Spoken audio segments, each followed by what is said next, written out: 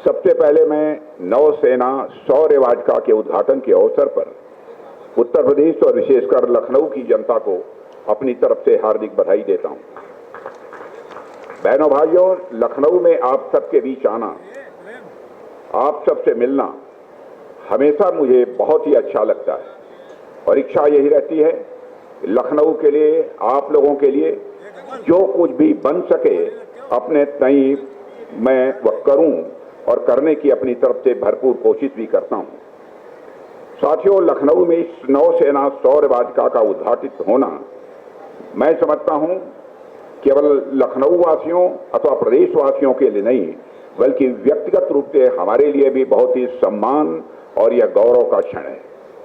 साथियों, आने वाले समय में नौसेना शौर्य वाटिका लखनऊ के लिए एक प्रेरणा स्थल तो बनेगा ही, बल्कि एक टूरिस्ट हब के रूप में यह बनेगा और यह लखनऊ की पहचान बनेगा, यह मेरा पक्का विश्वास है।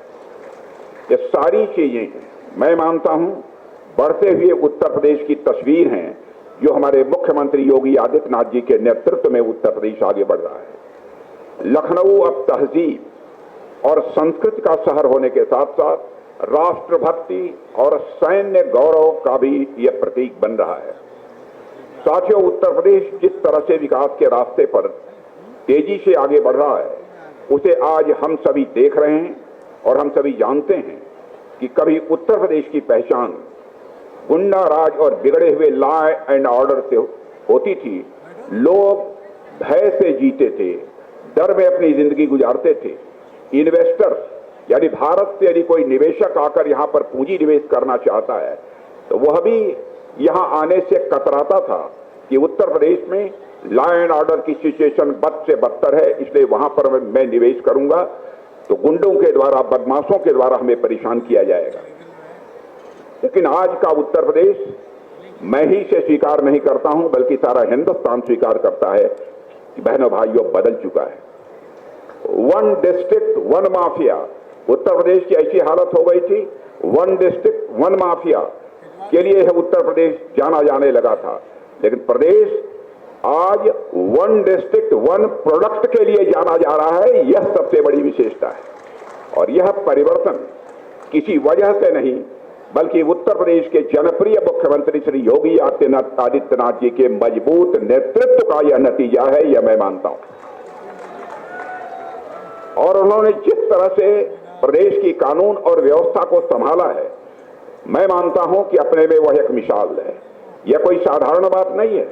उत्तर प्रदेश जैसे बड़े राज्य की कानून और व्यवस्था को चुस्त दुरुस्त करना, और इस कानून और व्यवस्था के मोर्चे पर आपने जबरदस्त कामयाबी हासिल की है। लखनऊ समेत उत्तर प्रदेश की समस्त जनता यह अनुभव कर रही है कि उत्तर प्रदेश अब लहलहा रहा है, उत्तर प्रदेश अब जगमगा रहा है, उत्तर प्रदेश अब तेजी से आगे बढ़ रहा है। साथियों, जब इस शौर्य वाटिका का निर्माण प्रस्तावित हुआ तो योगी जी ने इस पे बड़ी ही सकारात्मक प्रतिक्रिया दिखाई थी। और हम यह भली भांति समझते हैं कि जो राष्ट्र अपनी सेनाओं का सम्मान करता है, वही राष्ट्र दुनिया में सम्मान भी प्राप्त करता है।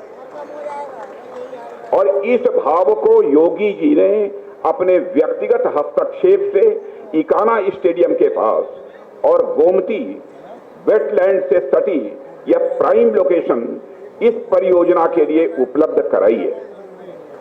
और इतना ही नहीं, और जिस तेजी से आपकी सरकार ने बजट स्वीकृत किया है और हर अहम पड़ाव पर आपने स्वयं इसकी निगरानी की है, इस काम को रिकॉर्ड समय में आपने पूरा करवाया है, इसके लिए भी मैं मुख्यमंत्री जी और साथ ही उनकी सरकार की मैं सराहना करना चाहता हूं।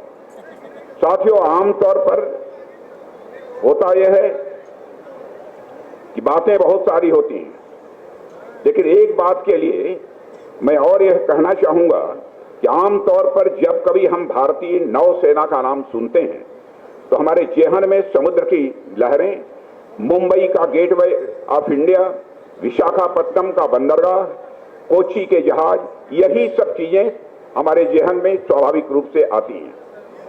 आम धारणा यही है कि नेवी का अस्तित्व सिर्फ समुद्री इलाकों तक ही यह सीमित है, तो फिर आखिर लखनऊ जैसे शहर में जो समुद्र से सैकड़ों किलोमीटर दूर है, इस नौसेना शौर्य वाटिका की जरूरत क्यों पड़ी? आखिरकार नेवी का अवध की धरती से क्या रिश्ता है? ऐसे भी सवाल लोगों के दिमाग में खड़े हो सकते हैं। दरअसल इस सवाल का जवाब हमारे देश के इतिहास और भूगोल की गहरी समझ में छिपा हुआ है। भूगोल के अनुसार हमारा प्यारा भारत 3 ओर से समुद्र से घिरा हुआ है। एक तरफ हमारी सीमाओं पर हमारे जवान खड़े रहते हैं और दूसरी तरफ हमारे समुद्र में यानी हिंद महासागर में हमारी नौसेना यानी हमारी इंडियन नेवी उपस्थित रहती है। और इस हिंद महासागर से हमारी अर्थव्यवस्था, हमारा व्यापार, हमारी ऊर्जा, ये सारी जरूरतें जुड़ी हुई हैं। बहनों भाइयों, और उस हिंद महासागर की जो लोग सुरक्षा करते हैं वो लोग भारत के हर गांव, हर कस्बे और हर शहर से आते हैं। और हमारी नेवी पूरे देश का हमारी नेवी पूरे देश की एक एसेट है और उसकी ताकत देश के हर नागरिक के संकल्प और विश्वास से ही यह आती है, चाहे वह समुद्र के पास रहता हो या हजारों किलोमीटर दूर लखनऊ में रहता हो। साथियों, इसके अलावा आप देखिए कि हमारी गोमती नदी यह लखनऊ की जीवन धारा है और इसी गोमती नदी के नाम पर एक INS गोमती नाम का युद्धपोत वारशिप जिसे कहते हैं वह भी हमारे देश में है, जिसे 1988 में हमारी नौसेना में शामिल किया गया था। 1988 में हमारी नौसेना में शामिल किया गया था। जिस तरह गोमती नदी बहती हुई आगे चलकर वह गंगा में समाती है और फिर गंगा सागर में पहुंचकर अनंत समुद्र से वह जुड़ जाती है, ठीक उसी तरह INS गोमती भी हिंद महासागर में जाकर लखनऊ को इसने गौरवान्वित किया है। यह बात मैं विश्वास के साथ कह सकता हूं। साथियों, हर जहाज के आगे उसका एक सिंबल होता है, एक चिन्ह होता है, वह लगा होता है और उसका आधिकारिक चिन्ह जिसे हम अंग्रेजी में क्रेस्ट कहते हैं, INS गोमती के क्रेस्ट पर हमारे लखनऊ के ऐतिहासिक 76 मंजिल भी अंकित था। हमारे लखनऊ का 76 मंजिल उसके क्रेस्ट पर यह अंकित था। जब ये जहाज हिंद महासागर में अपनी ताकत का प्रदर्शन कर रहा होता था, उस वक्त इसकी पहचान सीधे सीधे इसी 76 मंजिल और गोमती नदी से जुड़ी हुई थी। यानी हमारी गोमती और लखनऊ का नाता तो नेवी के साथ लंबे समय से रहा है और इसी अटूट बंधन का उत्सव मनाने के लिए आज यहां नौसेना शौर्य वाटिका प्रारंभ किया गया है। बहनों भाइयों, आज इस पार्क में आप जो कुछ भी देख रहे हैं वो सब वास्तविक है, एकदम असली युद्ध सामग्री जो कभी INS गोमती की शान हुआ करती थी। नेवी का जो बड़ा सा जहाज आप लोग देखते हैं और जो अभी नहीं देखा होगा तो जाकर देखेंगे, उसमें बहुत से उपकरण लगे होते हैं और मैं आप सबसे आग्रह करूंगा कि उसके भीतर घुसकर भी देखिए।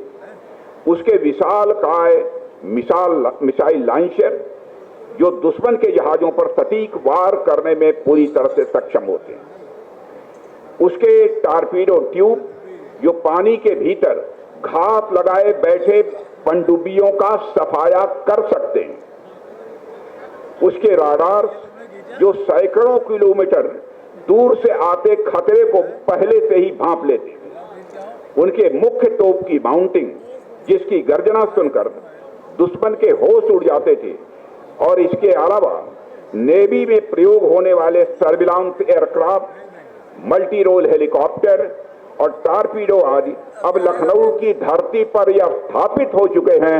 यह हम सबके लिए बहुत ही गौरव का विषय है।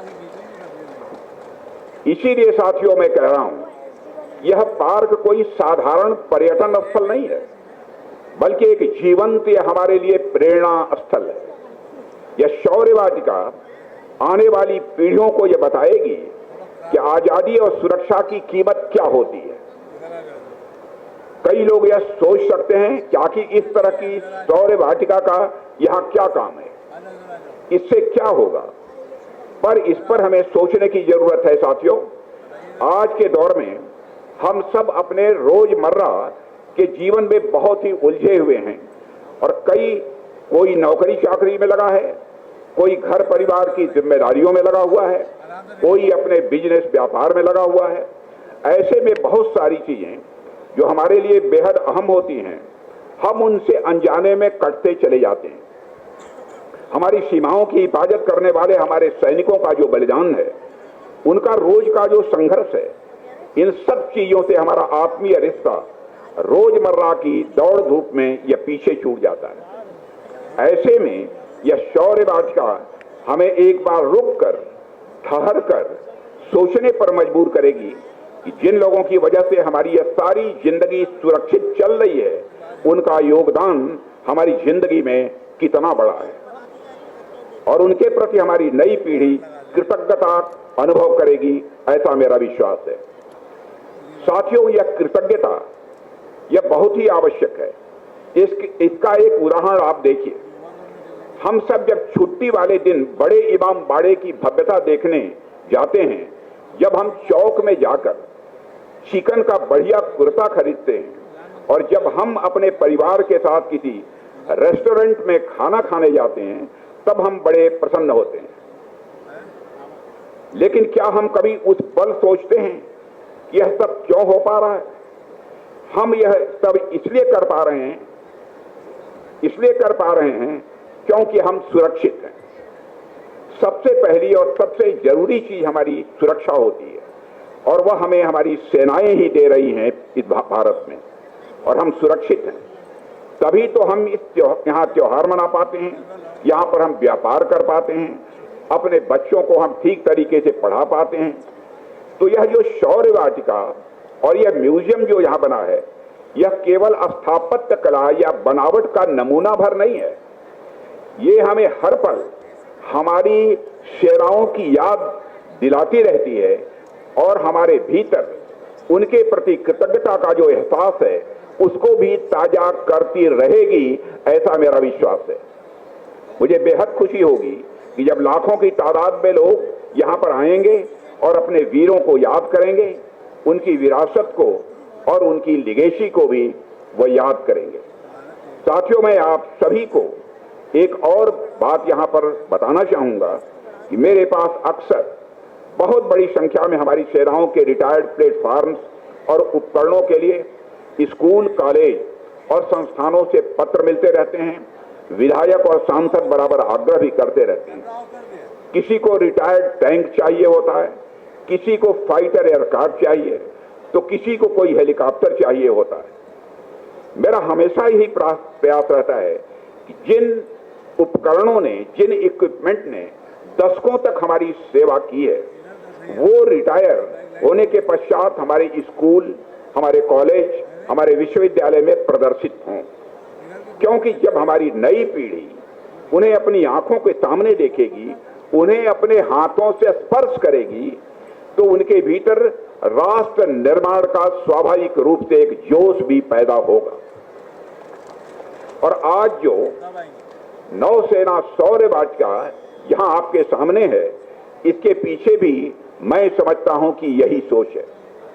और साथियों, आप सब तो देख ही रहे हैं कि आज कल दुनिया में क्या क्या चल रहा है। यूक्रेन रूस विवाद हो या फिर हाल के समय में मिडिल ईस्ट में चल रहे युद्ध हो, हर तरफ सारी दुनिया में इस समय उथल पुथल मची हुई है। और यह पूरे उथल पुथल हमें यह संदेश दे रहे हैं कि दुनिया की शांति और समृद्धि की चाबी समुद्र मार्गों की सुरक्षा के पास ही है और कहीं नहीं है। समुद्री मार्गों की सुरक्षा के पास ही है। समुद्र में आपकी उपस्थिति एक तरह से ताकत का ही यह प्रतीक होती है। और साथियों, जैसे इसका एक उदाहरण आप देखिए, पिछले साल पहलगाम में, मैं आपको याद दिलाना चाहता हूं, पहलगाम में एक कायराना आतंकी हमला हुआ था। आतंकियों ने धर्म पूछकर हमारे निर्दोष नागरिकों की हत्या की थी और उस घटना के बाद पूरे देश का खून खौल उठा था। उसके बाद हमारी तीनों सेनाओं ने मिलकर ऑपरेशन सिंदूर को अंजाम दिया और हमारी सेनाओं ने सटीक हमले करके पाकिस्तान में स्थित आतंकी ढांचे को पूरी तरह से तबाह कर दिया। हमारी आर्मी और एयरफोर्स ने तो अपनी भूमिका निभाई ही, लेकिन जो भूमिका हमारी नेवी ने निभाई वो भी बहुत ही महत्वपूर्ण थी। साथियों, हमारी नेवी पूरी ताकत के साथ अरब सागर में उस समय मौजूद थी, पूरी ताकत के साथ, पूरी तैयारी के साथ अरब सागर में उपस्थित थी। और हमारे navy chief admiral Dinesh Tripathi बार बार कहते थे कि सर मुझे कब अवसर प्राप्त होगा, हमारे नेवी को कब अवसर प्राप्त होगा कि हम एक बार पाकिस्तान को सबक सिखा सकें। साथियों, मेरी भी इच्छा होती थी यह अवसर काश नेवी को भी मिल जाता, तो नेवी भी क्या होती है पूरा हिंदुस्तान समझ जाता। साथियों, जिसने दुश्मन के मन में लगातार भय बनाए रखा, जिसने दुश्मन के मन में लगातार भय बनाए रखा, और इसी का नतीजा यह हुआ कि पाकिस्तान की पूरी नौसेना डरकर अपने बंदरगाहों में दुबक कर बैठ गई। और साथियों, हमारी सेनाओं की यह ताकत, हमारी लगातार की गई मेहनत और यह सतर्कता का नतीजा है। 2014 में जब हमारे प्रधानमंत्री मोदी जी के नेतृत्व में हमारी सरकार आई, तब से ही हमने इस बात पर विशेष बल दिया और इस पर विशेष ध्यान दिया कि भारत सही मायनों में सबसे ताकतवर तभी कहलाएगा जब हमारी सेनाओं को हथियार के लिए दुनिया के दूसरे देशों पर निर्भर नहीं रहना पड़ेगा। इसीलिए हमारे प्रधानमंत्री जी ने आत्मनिर्भर भारत का एक विजन, एक नजरिया इस देश के सामने रखा था। साथियों, हमने make in India, defence corridor, iDEX, Aditi और कई भी इनिशिएटिव के माध्यम से यह सुनिश्चित किया कि हम भारतीय सेनाओं के लिए अत्याधुनिक हथियार भारत में ही निर्मित करेंगे, भारत की धरती पर ही निर्मित करेंगे, भारतवासियों के हाथों से ही बनाएंगे और यदि संभव हो तो हम उसे भारत के बाहर निर्यात भी करेंगे, यानी दुनिया के दूसरे देशों को भी हम बेचेंगे। और जब हमने रक्षा के क्षेत्र में निर्यात की ओर ध्यान देने की बात की, तब हमारे पास इस प्लान को कई लोगों ने बहुत ही शंका के नजरिए से देखा था, क्योंकि भारत का रक्षा क्षेत्र कभी अपने निर्यात के लिए नहीं जाना जाता था, आयात के लिए जाना जाता था। दुनिया के दूसरे देशों से हम बराबर हथियार मंगाते थे और हम तो हमेशा हथियार वगैरह खरीदने के लिए जाने जाते थे, यानी एक्सपोर्ट करने के लिए भारत कभी नहीं जाना जाता। 2014 के पहले आपको जानकर आश्चर्य होगा, छोटे मोटे जो कलपुर्जे हथियारों के बन जाते थे, जो उनका एक्सपोर्ट होता था, वो लगभग केवल 1000 करोड़ का था, 1000 करोड़ का था। लेकिन अब मुझे कहते हुए यह प्रसन्नता हो रही है कि भारत का रक्षा क्षेत्र अब पूर्ण रूप से आत्मनिर्भर होने की ओर तेजी से आगे बढ़ रहा है मेरे बहनों भाइयों। और पिछले 10 वर्षों में हम सभी लोगों ने मिलकर जो मेहनत की है, उसका परिणाम आज हमें मिल रहा है। 2014 में हमारा घरेलू रक्षा उत्पादन मात्र 46,000 करोड़ रुपया था, यानी हम लोग भारत में सिर्फ 46,000 करोड़ रुपए के हथियार और सारे सब मिला जुलाकर 46,000 करोड़ रुपए के सारे साजो सामान बना पाते थे। लेकिन आज वही बढ़कर 1.5 लाख करोड़ रुपए से अधिक हो चुका है। और मैं आपको जानकारी देना चाहता हूं, जून समाप्त होते होते आपको यह जानकारी मिलेगी, यह 1.5 लाख करोड़ ही नहीं है, बल्कि यह बढ़कर 1.25 लाख करोड़ रुपए तक पहुंच चुका है। इसके अलावा 2014 तक भारत का जो डिफेंस एक्सपोर्ट है वह बहुत कम हुआ करता था। हम केवल 1000 करोड़ रुपए से भी कम के हथियार और साजो सामान दुनिया को बेच पाते थे, लेकिन आज वही बढ़कर हम लगभग 40,000 करोड़ रुपए के सामान दुनिया के दूसरे देशों को दे रहे हैं। इस तरह के अनेक उपलब्धियां रक्षा क्षेत्र में हम लोगों ने हासिल की है। और साथियों, इस उपलब्धि में उत्तर प्रदेश का और विशेषकर लखनऊ का भी योगदान रहा है। मेरा हमेशा से यह प्रयास रहता है कि लखनऊ और पूरे उत्तर प्रदेश की जनता का हमारी सेनाओं के साथ सीधा और भावनात्मक यह जुड़ाव बना रहे। यूं तो उत्तर प्रदेश की धरती पहले से ही सेना में अपनी भागीदारी के लिए जानी जाती है, और यहाँ के जवानों ने हर युद्ध में बढ़ चढ़कर कंधे से कंधा मिलाकर देश की रक्षा भी की है, लेकिन हमने इसे और आगे बढ़ाने का संकल्प लिया है, इसका बीड़ा उठाया है। और इसी सोच के तहत हमने यहाँ पर लखनऊ में डीआरडीओ की प्रयोगशालाएं भी प्रारंभ की हैं। डिफेंस कॉरिडोर के माध्यम से उत्तर प्रदेश भारत के रक्षा क्षेत्र को आत्मनिर्भर बना रहा है और यहाँ लखनऊ में ब्रह्मोस का भी निर्माण हो रहा है और भी कई तरह से उत्तर प्रदेश डिफेंस मैन्युफैक्चरिंग को मजबूत कर रहा है। इसके लिए भी मैं उत्तर प्रदेश के माननीय मुख्यमंत्री श्री योगी आदित्यनाथ जी को बहुत ही बधाई देता हूं, तहे दिल में बधाई देता हूं। न केवल डिफेंस के क्षेत्र में बल्कि health, education, agriculture, science and technology, trade and commerce, roads, highway, airport, यानी हर क्षेत्र में यूपी, हर क्षेत्र में यूपी अब अप हो रहा है। हर क्षेत्र में यूपी अब अप हो रहा है, यानी ऊंचाई छू रहा है। यह सब अपने आप में मैं समझता हूं कि बहुत एक सकारात्मक परिवर्तन है। और बहनों भाइयों, मैं यह भी कहना चाहूंगा योगी जी से कि इस पार्क को और बेहतरीन बनाने के लिए जो कुछ भी आवश्यक होगा, अभी एक चीज हमारे दिमाग में आई है कि यहां पर एक बड़ी पनडुब्बी भी आनी चाहिए, क्योंकि यहां के लोगों ने पनडुब्बी शायद न देखी हो, लेकिन पनडुब्बी के अंदर जाने के लिए जिनका कमजोर घुटना होगा वह पनडुब्बी के अंदर नहीं जा सकते। मजबूत घुटने वाले ही पनडुब्बी के अंदर जाकर देख सकते हैं कि नीचे का उसका सिस्टम कैसा होता है। वह पनडुब्बी भी यहां आएगी, मैं आप सबको विश्वास दिलाना चाहता हूं। मैं उत्तर प्रदेश की जनता और विशेषकर लखनऊ के लोगों को भी बधाई देता हूं और हमारी नौसेना की आत्मा का यह गौरवशाली हिस्सा आज हम लखनऊ को आपको हम सब समर्पित कर रहे हैं। और इसकी देखभाल कीजिए, इसको स्वच्छ रखिए और सबसे जरूरी अपने बच्चों को यहाँ लेकर जरूर आइए, अपने परिवार को लेकर यहाँ जरूर आइए, ताकि वे जान सकें कि वर्दी यह केवल कपड़ा भर नहीं होती बल्कि राष्ट्र सेवा का यह अटूट संकल्प होती है। अगली बार जब लखनऊ में आपके दोस्त रिश्तेदार आए तो उन्हें यहां भी जरूर लाइएगा और यह पूरा परिसर एक ऐसा गंतव्य बनेगा जहां देश विदेश के सैलानी भारत के समुद्री वैभव को जानने लखनऊ आएंगे। और जहां तक जो भी आवश्यकता होगी इस पार्क के लिए, मैं यकीन दिलाना चाहता हूं, पूरी तरह से मुख्यमंत्री जी आश्वस्त करता हूं आपको, हम सहयोग देने के लिए तैयार हैं। अंत में एक बार मैं फिर उत्तर प्रदेश की सरकार और यहाँ के सभी अधिकारी वर्ग और हर उस व्यक्ति को बधाई देता हूं जिसने इस प्रोजेक्ट में अपना योगदान दिया है। और मेरी यही प्रार्थना है कि गोमती नदी के तट पर बसे इस नगर में यह शौर्य वाटिका सदियों तक हमारी नौसेना के पराक्रम और यश का दान करती रहे। और इसी कामना के साथ मैं अपनी बात समाप्त करता हूं। आप सबको बहुत बहुत धन्यवाद। बोलिए भारत माता की, भारत माता की। बहुत बहुत धन्यवाद।